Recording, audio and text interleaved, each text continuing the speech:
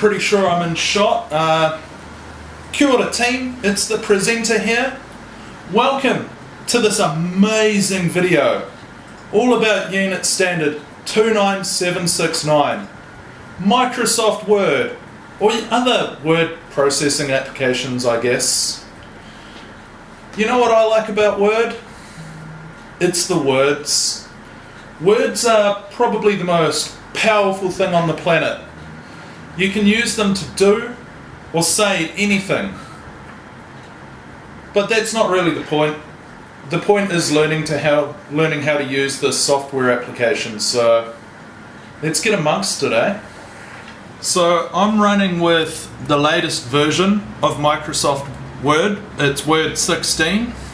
When you open the application, you're going to be greeted by this screen, okay? And essentially all this screen is doing is telling you, your recent files, what you've opened, and it's giving you templates of different types of documents that you can create.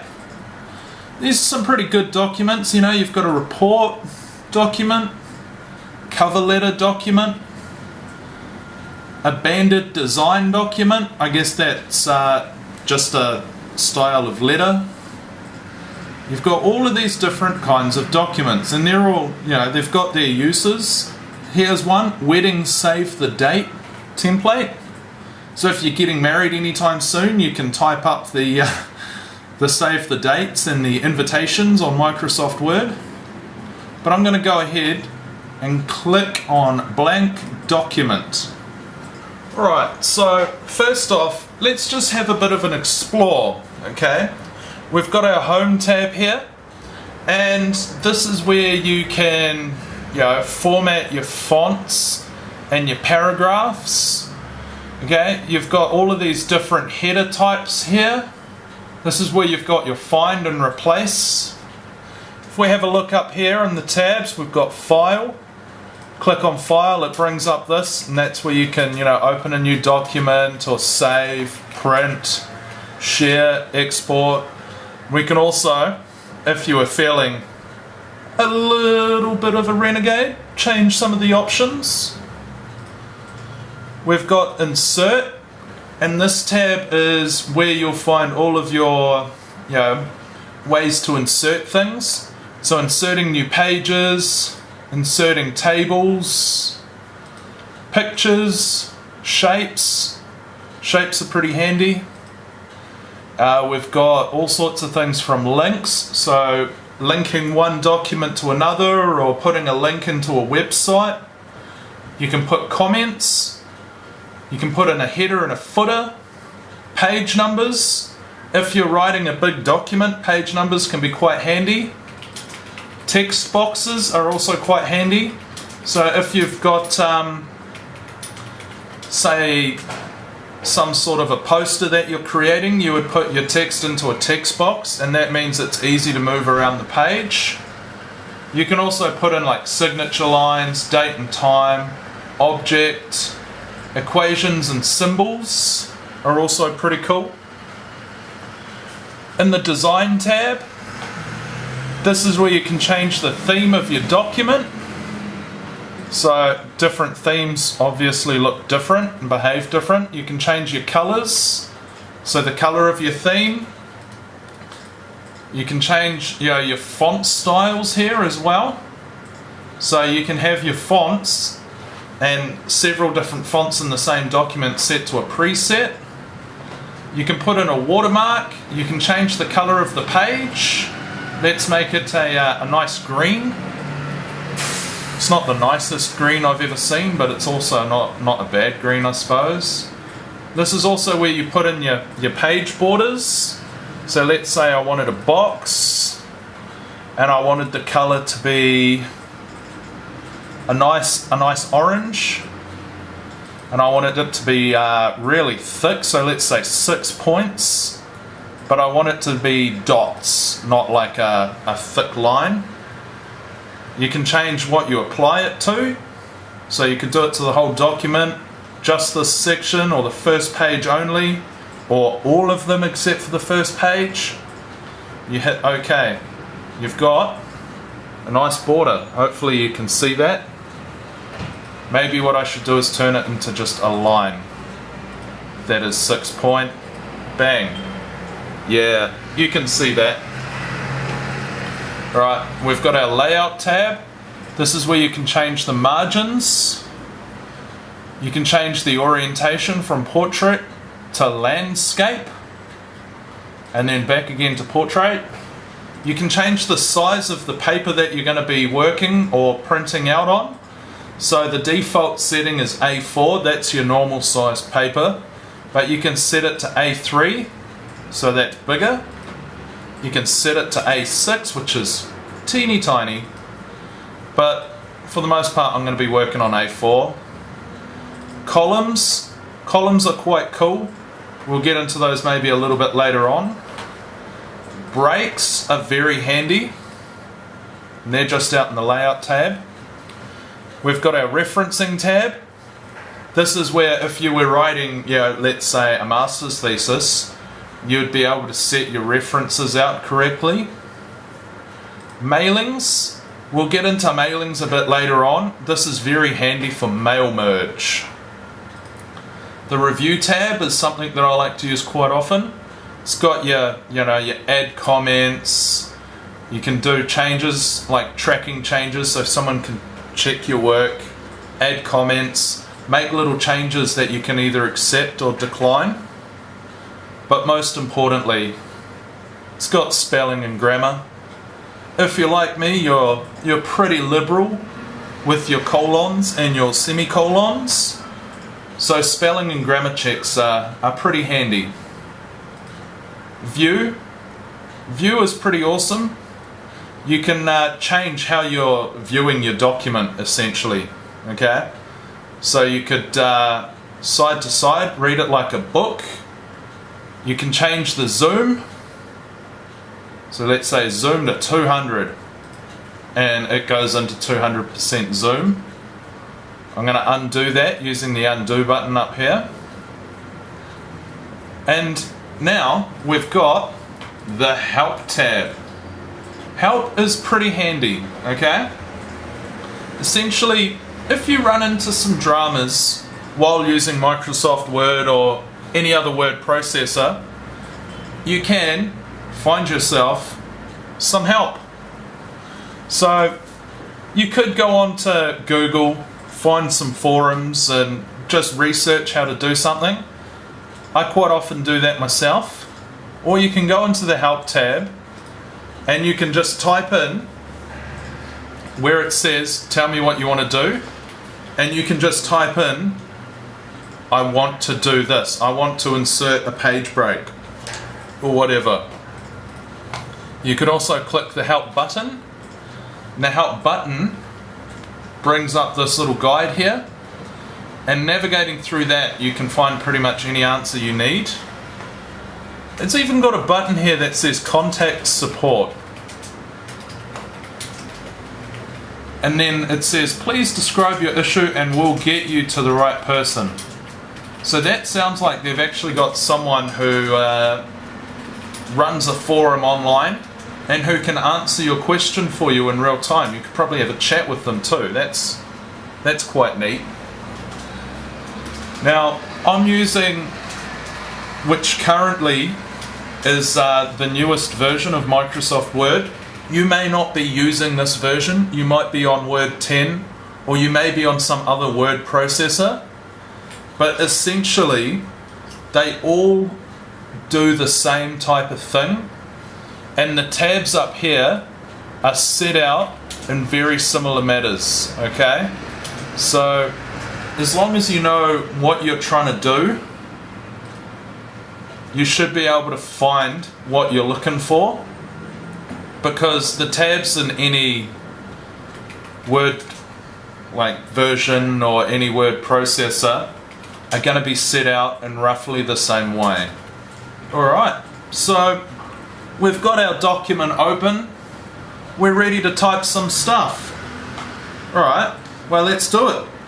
Some stuff. There we go. I've just entered some text. That's easy as. What I can also do is I could insert, text box, select just any text box, I'll go a simple one, and I could also write in some stuff. That's gone to the edge of it. What I want to do is highlight everything and put my stuff over top. Okay. I've just entered text in two different ways. What I can do with this text is I can manipulate it.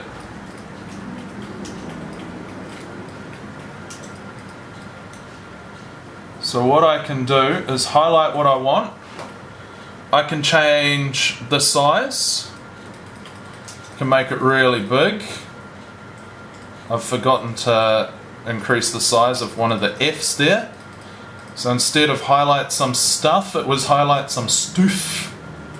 I don't think stoof is a real word, but I could be wrong. What you can also do is you can bold, make it italics, you can underline, or you can, get rid of that. You can change the color of your text. Let's make it a nice purple. You can also highlight. So let's say I want to highlight that word using some, what would you call that? Would you call that a pink or a purple? I'd call that somewhere in between, I'm not sure. I think it's more of a very vibrant purple than a pink. But I could be wrong, it's open to interpretation, I guess. Now, let's say that I wanted my text in a box to match, the format of the text that I've got up here. I could go and manually do it, or I could highlight my text, hit Format Painter, and just highlight it. There we go. That's called format painting, and it will save you a whole bunch of time. Alright? With your text, you can also, play with the alignment. So at the moment it's left aligned, so it's aligned with the left side of the page. You can right align it, so now it's aligned with the right side of the page. You can center it, that obviously puts it in the center. Or justified. Justified is quite cool. So essentially it's left aligned, but it'll play with the spacing so that your text will look really nice. Okay, so what I want you to do is open up a document that you've got that's full of text, justify it, see what happens. It's quite cool. You can also play with the paragraph spacing. And that's going to be, how many line spaces are in between your paragraphs, or your, just your paragraphs really.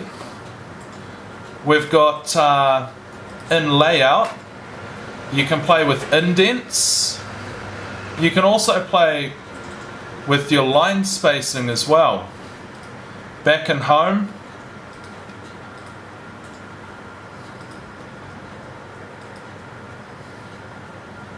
So there's a whole bunch of stuff that you can play with in terms of your text. Now, there's also stuff called subscript and superscript.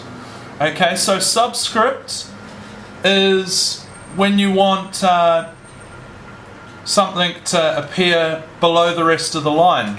So what you do is under the font category in your home tab,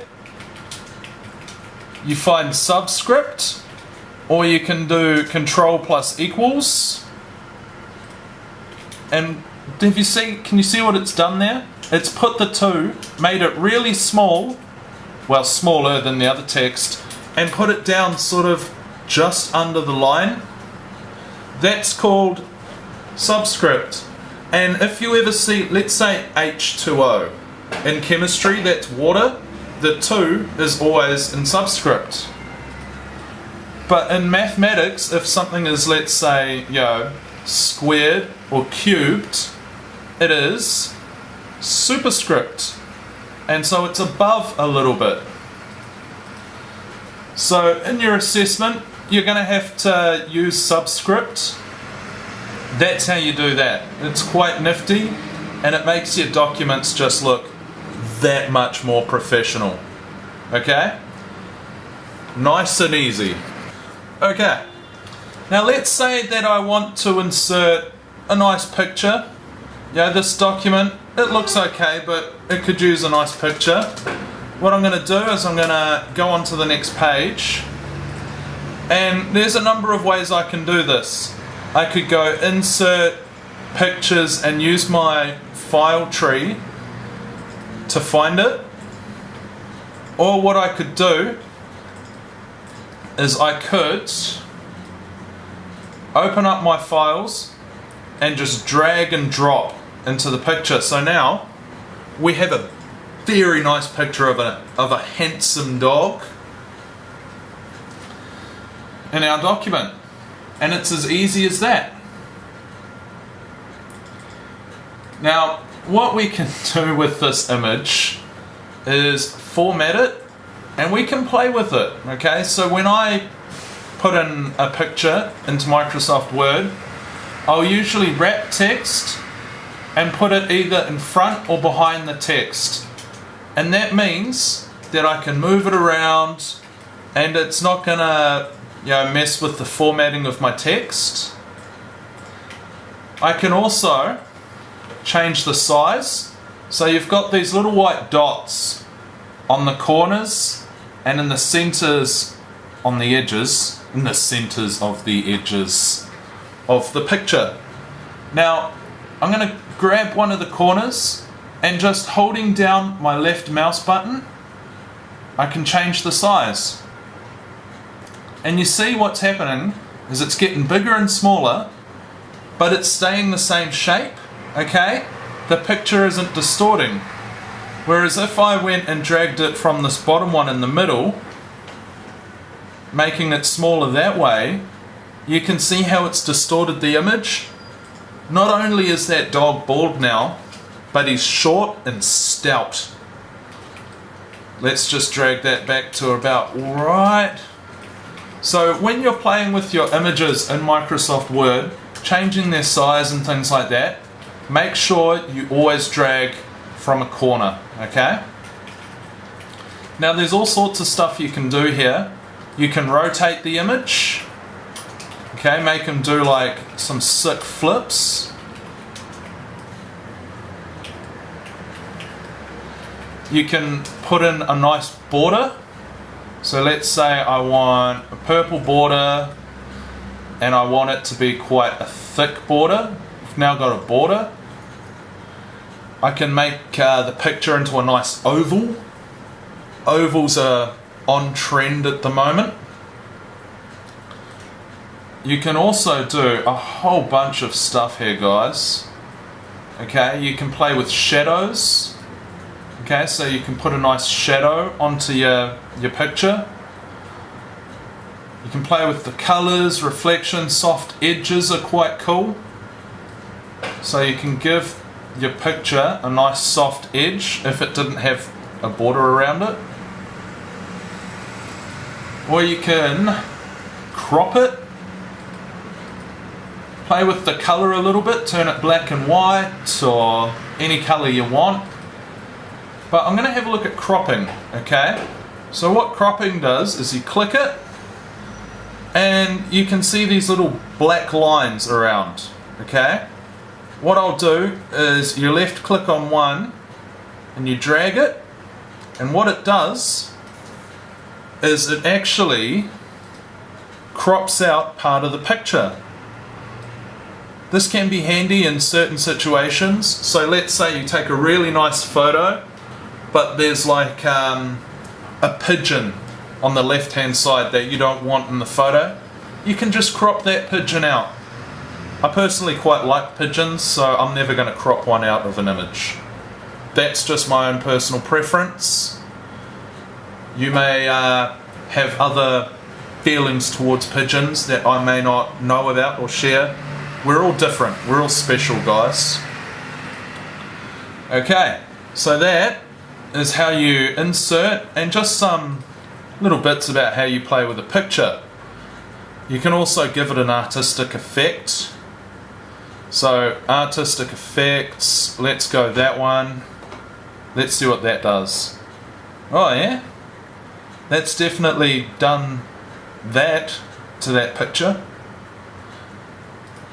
You can do corrections, so this is just like preset, you know, lightening and darkening of the image.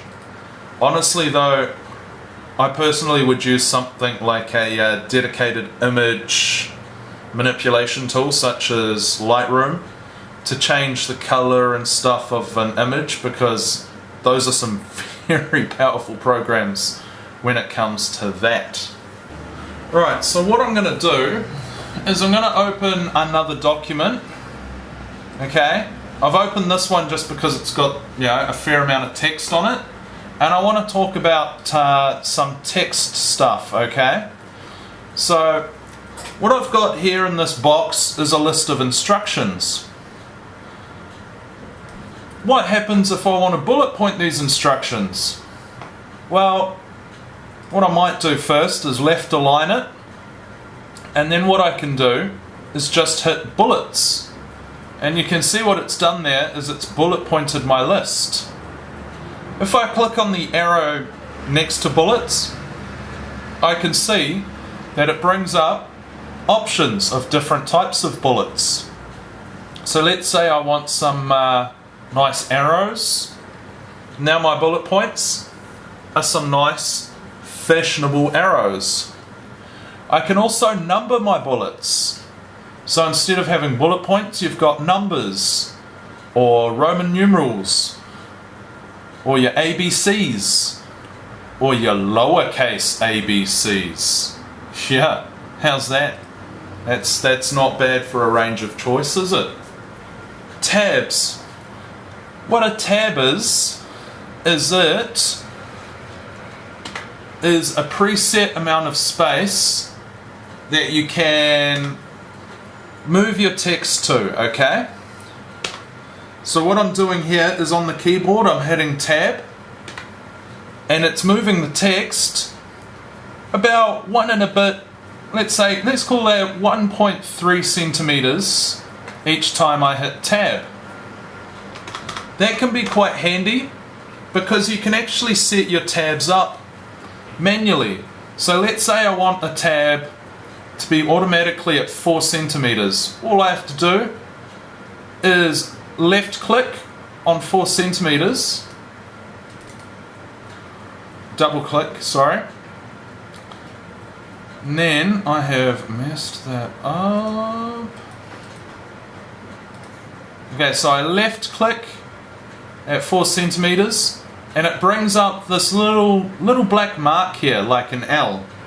And then I hit tab, and the text automatically goes to that. That's quite cool. Now, if I wanted to format that tab a little bit, I just double click it, and I can say, okay, I manually want that tab to be 4.12 centimeters. I want it to be right aligned or centered.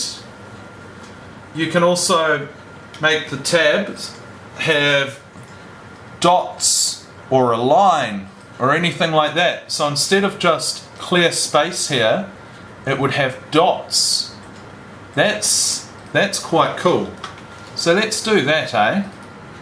Let's say I want it to have some nice dots. Then I hit tab. Now it's moved the requisite amount of space and given me some dots. Nothing wrong with some dots on your document, I think. Now let's say that you wanted to just double check what you'd done in terms of formatting. You wanted to show your formatting and all that sort of stuff. What we would do is in the home tab, you look for this little symbol here, ShowHide, and it shows your formatting marks. Easy as that. And you can hide them too. Alright, so there's not too much left that we're going to be exploring in this video. What we're going to do is just some basic sort of editing stuff. So you can move text, so you can highlight what you want and drag it around the place. You can also do that with shapes, images, anything else that you have. Okay? You can copy, so you can either highlight what you want to copy, right click and copy, or you highlight and you do a certain keyboard shortcut. Okay? And to paste, you can either do another certain keyboard shortcut, or you can right click and paste. Now we have two of those boxes. Look at that. Choice. What we can do is we can delete objects. We can either right click and go cut, or we highlight, we'll select what we want to delete and just hit backspace. Boom. Gone. It's gone right up until, let's say we've made a mistake and we want to undo it. We can just click this little arrow up here, which is undo. Or you can do Control Z. Control Z on your shortcut, on your keyboard is a shortcut. Then when you undo something, you'll see just to the right of it, a little redo arrow will appear. You can click on that to redo your action. That's pretty handy. We can insert things, and we've seen how you can insert. You can either drag and drop into your document, or you go in through the Insert tab and insert a shape or a picture. You can insert videos. You can insert headers and footers. Page numbers are pretty handy. So to insert a page number, you just click on page number. I usually like to go on top of the page on the right hand side. So now all your pages will have a nice page number. And there's all sorts of ways that you can format and play with your page numbers as well. So those are pretty handy skills to have. Okay, let's say we wanted to find something, okay? So let's say I wanted to find every instance of the word the in my document. All I do is hit that find, and that's just in your home tab, okay? And it says that I have 15 results for the. Let's say I don't like that word and I want to replace it with llama. All I would do is hit the replace button, find the word the, replace it with the word llama. You can either replace all, or you can go through one by one. I'm going to go ahead and replace all. All done. We made 15 replacements. Now, my document doesn't contain the word the. Instead, it has the word llama throughout everything. I have a question about Llama Easter Islands. Is that where Llama Easter Bunny lives? It's pretty ridiculous, but it's handy if you've made a spelling mistake throughout your whole document and you just want to change it. We can go ahead and set the language. You can either do that at the bottom of your the bottom left hand side. You can see language, and you can go from English United States, you can change it to Afrikaans, Arabic. I usually just roll with English New Zealand. Or you can do it in the review tab, and you find language, language preferences, and this is where you can change your language as well. Okay? We've already gone and seen how we can do spelling and grammar. It's also in the review tab. You click on it, and what it'll do is it'll bring up all of the spelling mistakes and the grammar mistakes that you've made. It's having a bit of a trouble with llama instead of the, it's like, nah man, that's not how you use that word. And I don't blame it, that was not the best word to use instead of the. But sometimes when you're making an instructional video, you just go with it, okay? Now, in review, you can also activate comments. Comments are pretty handy, okay? A new comment, it highlights a word, and what I can do is write a comment about it. This is a word. This is really good if you've got someone who is checking your work for you. They can insert and leave comments asking you questions or pointing out mistakes. You can also use it if you're showing it to someone and you want to explain why you've used a certain picture or used a certain sentence. So, spelling and grammar, inserting comments. You can scroll through comments going previous and next. You can delete comments, resolve them. It's really quite cool. Alright, when it comes to saving, it's the same as most programs. You go File, Save As, you can browse, and this is where you can find the folders that you want to save it in. You can change the file name, so let's go Murray. And you can change the file type of your document. So this one was a Word document, but I can also convert it into a PDF. PDFs are a lot smaller in file size, so they're very good for emailing and stuff like that. It's also very good if you want to show someone something, but you don't want them to edit it, send them a PDF, because you can't edit PDFs unless you have the right permissions. Printing, pretty much the same deal. File, print. Depending on what sort of printer you have is going to dictate what you can do. You can say how many copies of the document you want. You can print on both sides or print one-sided. In printer properties, my printer here at work, you can actually staple documents inside the printer. That's pretty handy. You can also go grayscale, which is black and white, auto color, which is full color. You can change the size of your paper, so A4, let's say you want it in A3. You can do all sorts of stuff here. And yeah, you can also pick which printer you want to use. Easy. By now, you should know how to upload to your organization's cloud service, whether that be Office 365 or Google Documents, stuff like that. You just grab your file and upload it, okay? Your tutor will show you how to do that. Honestly, I can't on this video show you because I don't know what software your organization is using.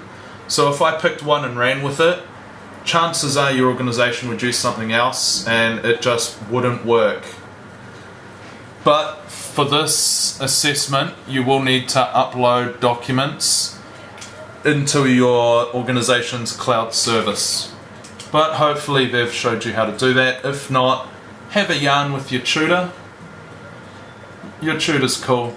They'll show you, what's going on. Alright? And make sure that you follow all of the naming conventions. Now, that's the basic how to use Microsoft Word, how to insert text and images, a brief, how to format and edit them, how to navigate your ribbon, find help, things like that, how to make your page bigger, smaller, how to review things, how to do a bit of a sneaky spell check, things like that. Now it's time to think about something different, okay?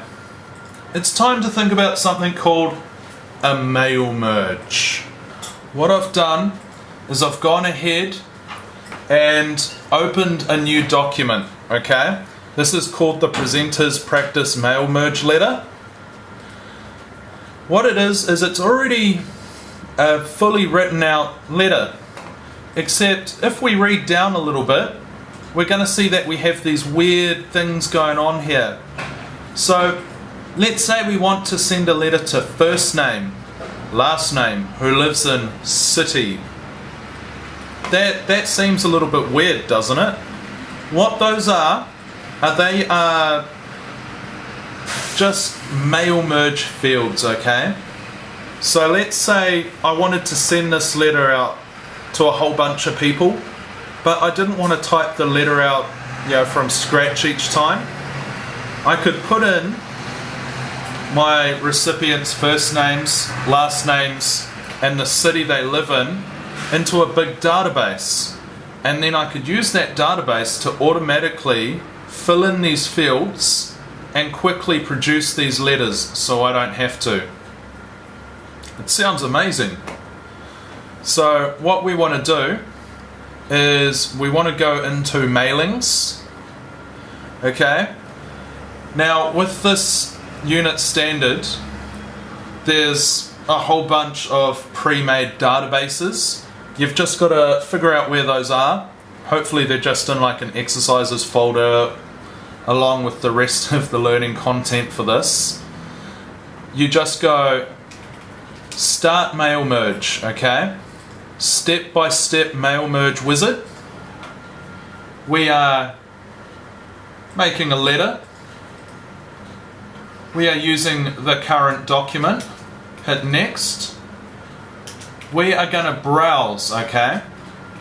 And we are going to find the right database. So here I have my workbook exercises, mail merge letters and databases. I just have to find the right database. I have the Presenter's Practice Mail Merge Letter open, and that's what I'm using, so fairly safe to say Presenter's Practice Mail Merge Database is the one that I want to use. So I double click it, and here it comes up with a whole bunch of sort of data. So we've got first names, last names and cities. Those were the same fields that were in the letter. We have Oscar Groucher, Elmo Coltrane, B.I.G. Bird and Bert Masterson. Okay. Cool. So next step, write your letter. It's already written. So what I can do is I can highlight first name here. Okay. Select more items. Select first name from the list and go insert. Now that's changed first name here. That's officially made it, instead of just a placeholder, it is officially now a mail merge field. So I'll go and do the same with last name. More items, last name, insert. And then city.